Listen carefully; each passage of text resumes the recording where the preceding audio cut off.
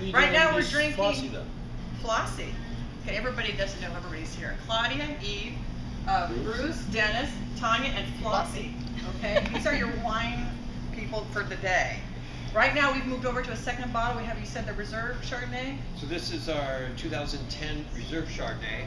We make two Chardonnays, our Napa Valley, which is our traditional, and that's going to show more kind of green apple citrus fruit, and then the Chardonnay Reserves 100% from the Canaros region, which is in the southern part of Napa Valley, more influenced by base sediment soils and very, very cool, kind of windy, has the influence of the bay, and so it's 100% from that region, and it's 100% barrel fermented and then aged about 15 months in barrel. So we want to show the complexity of the wood up front and then have the fruit in the background, but still shows kind of our signature style, nice crispness in the finish.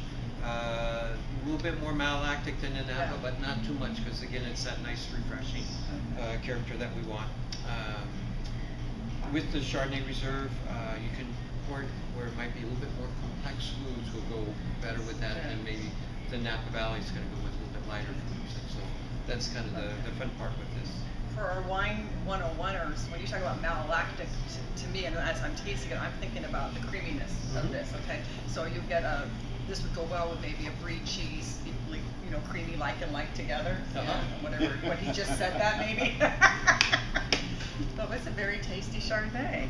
And that was leading me to my question. Okay. You, Bruce, you are the president, chief operating officer since 2002 at Cakebread. You're Davis grad, but I don't know, you were a winemaker from 79 to 2002. So what happened, like booted you out of the whole winemaking thing? You made like a major faux pas with the grapes and they turned something into something like that. No, it's we had Julianne Lax, who's been with us for 16 years, and so it's allowed her to move up and be responsible for winemaking starting in 2002. And so one of the strengths of our wine and our wine styles, we have a great collection of vineyards, 15 different ranches, 560 acres. So we have that continuity for grape supply, and then also continuity of winemaking. Her father, myself, now Julianne. There's not too many wineries that have just 3 winemakers over 40 years. That's true.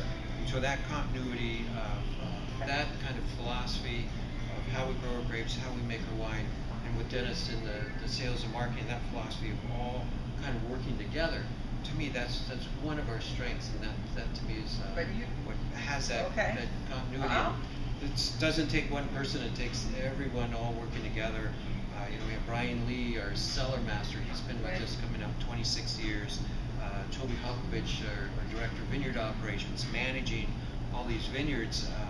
He's been with us 9 years, and so we've seen all these different vintages, and so it's that continuity of this is Cakebread Cellar, Sauvignon Blanc, this is our Chardonnay, all kind of working together for that kind of common goal. That to me is exciting. I do find it amazing, 3 winemakers in 40 years. You got me there. But most of the winemakers I meet are pretty much certifiably insane. So I'm just figuring that you just didn't want to go that route anymore. If you wanted to settle down and do the business end. I mean, they're artistic and maybe that's just more. Winemakers just seem so wild and out there, and at least the ones I meet. It's interesting with winemakers. They're kind of a conservative bunch of they might come off they're getting a little loose now, I tell you. Winemakers will do the things that they've gotten there that's been successful. Okay. So they keep doing the same thing until, quite frankly, Mother Nature kind of throws them a curveball, and then they have to adapt. Absolutely. And so this is kind of how that works. And so working with that whole team is quite exciting. They're very creative, but also everyone has that kind of common goal of this is our Chardonnay. This is what makes Cakebread Cellar Chardonnay. That comes from the 150 acres of vineyards that we have down in Canaros to help that. It's like we have Tinsley Ranch. Tinsley Ranch we've been working with since like the late 80s. So every time that wine finishes fermentation, you taste it and you kind of go, there's Tinsley Ranch. It's very, very consistent. Some years will be like this, some years will be like that in terms of intensity, but that's Tinsley Ranch. That's what goes into our Chardonnay. And so you have that continuity of that vineyard. When you've been making wines from the same vineyards for over a long period of time, you start to count on that continuity, and so it moves into a different realm. And instead of saying, what's this vineyard going to give us, it's first, second, third time you've worked with it. Here we've been working with some of these vineyards 15, 20 years. We've gone through replanting of phylloxera and replant it and have it coming out on the other end. So we know those grounds, we know that soil. To me, that's kind of really what gives us that continuity. And it helps so when people buy our wines, they know what they're going to get. This is Cakebread Chardonnay. Year after year, your flavor profile doesn't change that much except for Mother Nature? Well, we do keep changing of how when we first started making wine, it was field crushed. You know, guys would pick out the lug box, de-stem it out in the field, we get skin contact, bring it back.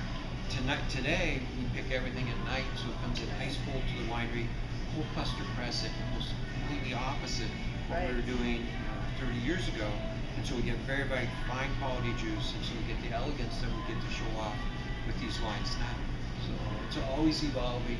What's kind of fun with working with the whole group, everyone, they kind of have this continual improvement. They kind of like, well, we did that this year, let's see what we can do next year to make it even better. So it's a fun group to be working with. If I can ask you a quick question. Yeah. When that transition happened from crushing them out in the field to picking them at night and crushing them the next morning on ice cold, was that just like a radical concept at the time where that synergy was kind of disrupted, that someone said, well, hold on, that's not how we do it? But this is where Mother Nature kind of said, we're going to change the way you do things, because in the old days, pre-phylloxera, everything was planted 12 feet rows by 8 feet, so about 454 vines per acre. It's a huge avenue to drive your tractors down, so our field crushers are about 10 feet wide. So as people started replanting because of phylloxera, they started narrowing up the rows to get more vines per acre. So it's kind of Mother Nature saying, you're going to have to change the way you crush your grapes. And so it's like, okay, well, let's figure this out. So we started picking in half-done blends and started crushing it, then started doing whole cluster plus crush. Then we moved to whole cluster, and then we started picking at night because you can get fresher wine, better for wine aging, more efficient in the winery because you don't have to chill the juice down. You take as much energy to chill the juice down because it's already cold. So, and then all your grape trucks are coming in. They're in like 3, 4, 5 o'clock in the morning. No traffic. Everyone's a little bit more efficient. So it's kind of a win-win-win. And the picking crews liked it because if you start picking at sunrise, you can only go until about 9:30, 10 o'clock. They stop. So they're only picking 4 hours or so. They started 1 or 2 o'clock in the morning, they're picking when it's ice cold, and they get to work for like 10 hours. They're making more money. Picking crew's happy, winery's happy, and higher wine quality. So you get this kind of win-win-win. It's pretty neat stuff. And so those are the things when we talk about continual improvement, is that's the kind of things that we're looking for. That's great.